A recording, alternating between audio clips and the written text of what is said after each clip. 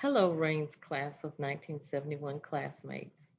This is Dr. Tanya Telfair Leblanc, and I am pleased to honor our beloved guidance counselor, Mrs. Doris Scott. If you'll wait just a second, and I'll share my screen.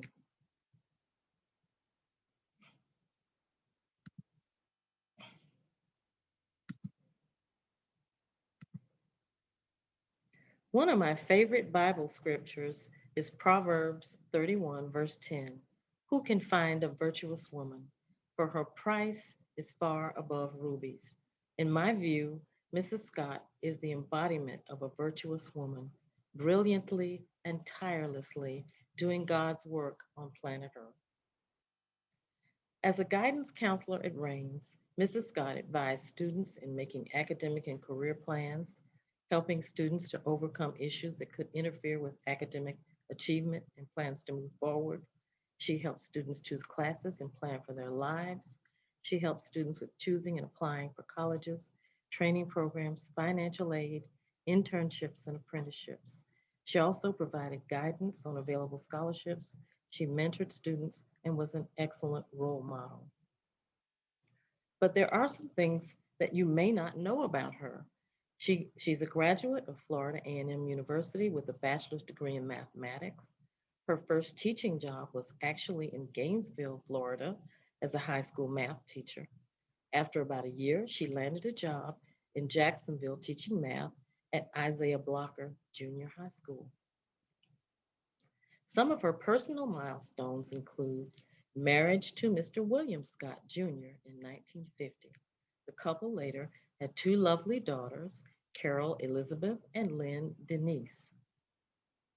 Some of her other accomplishments include receiving the master's degree in guidance counseling, being a member of Gamma Rho Omega chapter of Alpha Kappa Alpha sorority, and a longtime member of Bethel Baptist Church, where she was chairperson of the hostess committee, taught Sunday school, and supported the Best Academy.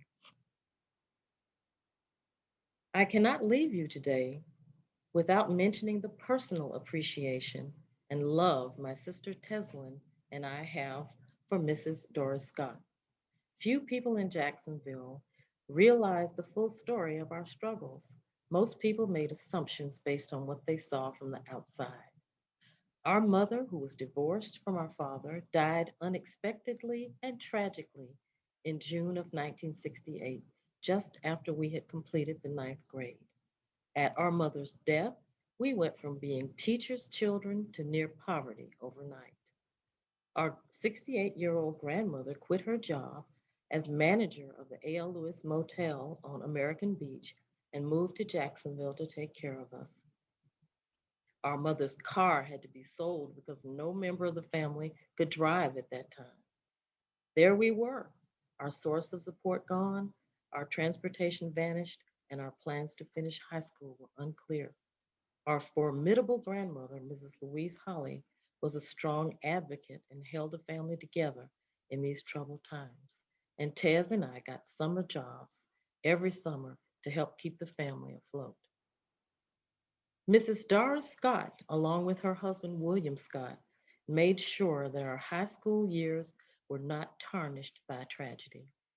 They were our extended family and saw that we attended every football game, concert, and many other high school activities. And importantly, Mrs. Doris Scott advocated for us to receive scholarships to attend college at Florida State University, as well as other scholarships to support our higher education. Her diligence, concern, dedication were the stepping stones to our successes. Mrs. Scott is now 93 years young with three grandchildren, two great grandchildren, and one on the way. I will close with this Proverbs 10, verse 24.